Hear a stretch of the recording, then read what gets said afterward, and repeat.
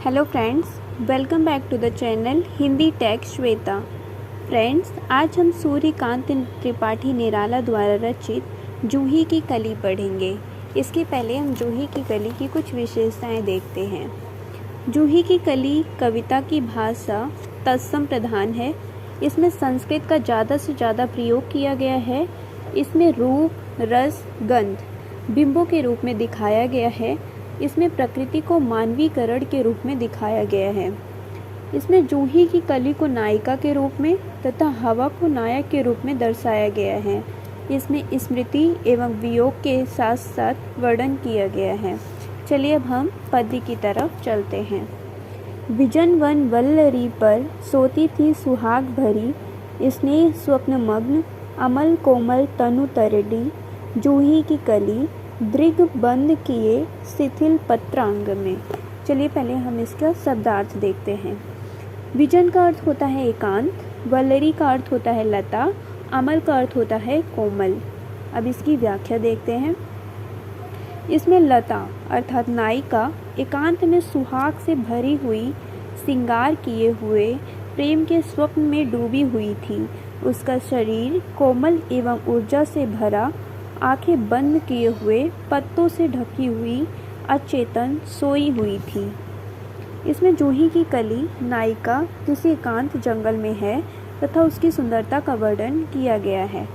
चलिए अब हम अगले पंक्ति की तरफ चलते हैं। वासंती निशा थी विरह विधुर प्रिया संग छोड़, किसी दूर देश में था पवन जिसे कहते हैं मलयानिल। चलिए अब हम इसकी व्याख्या देखते हैं। इसमें कवि कहता है कि वसंत ऋतु की रात थी। विधुर के रूप में अपने प्रेयसी को छोड़कर पवन अर्थात नायक किसी दूर देश में है। उसी पवन को यहाँ मलयालिन अर्थात नायक कहा गया है। चलिए अगली पंक्ति देखते हैं।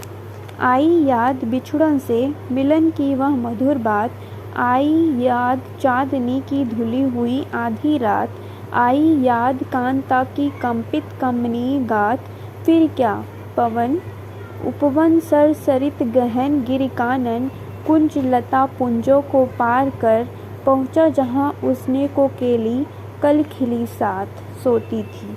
चलिए अब हम इसकी व्याख्या देखते हैं।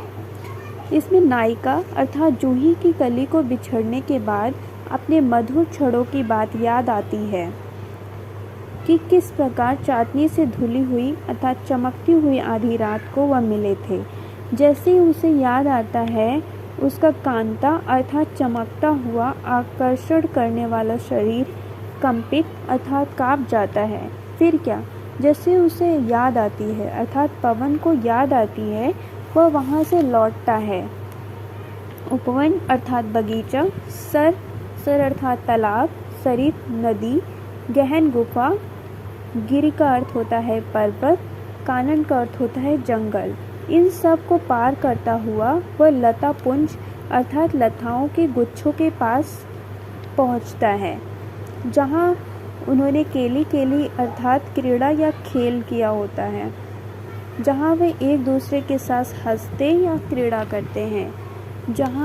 वहाँ वह क्या देखता है कि वह जूही की कली सोई हुई होती है अर्थात वह एकदम अचेतन रहती है। चलिए हम अगले पंक्ति की तरफ देखते हैं। जाने कहो कैसे प्रिय आगमन वह, नायक के चूमे कपोल, डोल उठी वल्लरी की लड़ी जैसे हिंडोल, इस पर भी जागी नहीं, चूक क्षमा मांगी नहीं, निद्रालस बंकिम विशाल नेत्र मूंदे रही, किवा मतवाली थी यवन की मदरा पिए। चलिए हम इसकी व्याख्या देखते हैं। इसमें एक पवन अर्थात नायिका यानी जूही की कली के कपोल अर्थात माथा चूमता है। फिर क्या होता है, इस खुशी में वल्लरी अर्थात लताएं, इसका अर्थ नायिका के शरीर से है जो नायक के आने पर खुशी से झूम जाता है और वह हिंडोल अर्थात झूले की तरह झूलने लगता है। इस पर भी वो जागी नहीं, बस उसका शरीर ही हिल रहा था अर्थात नायिका इस पर भी नहीं जागती, न जागने के लिए क्षमा मांगती है। निद्रा आलस बंकिम विशाल नेत्र अर्थात नायिका निद्रा के आलस में इतनी खोई होती है कि उसकी आंखें खुलती ही नहीं। जैसे जवानी की मदिरा पिए हुए वह मदहोश हो। चलिए अब हम अगली पंक्ति देखते हैं। कौन कहे निर्दय उस नायक ने निपट निठुराई की झोंकों की झाड़ियों से सुंदर सुकुमार देह सारी झकझोर डाली, मसल दिए गोरे कपोल गोल, चौक पड़ी युवती चकित चितवन ने चारों ओर फेर, हे प्यारे कुछ सेज पास नम्र मुख हंसी खिली, खेल रंग प्यारे संग। चलिए हम इसकी व्याख्या देखते हैं।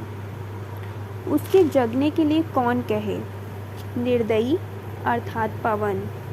क्रोध में आकर नायक ने थोड़ी सी कठोरता की और उसकी झाड़ियों अर्थात नायिका के सुंदर शरीर को झकझोर दिया। प्रकृति का मानवीकरण अलंकार यहाँ पर दिखाई देता है।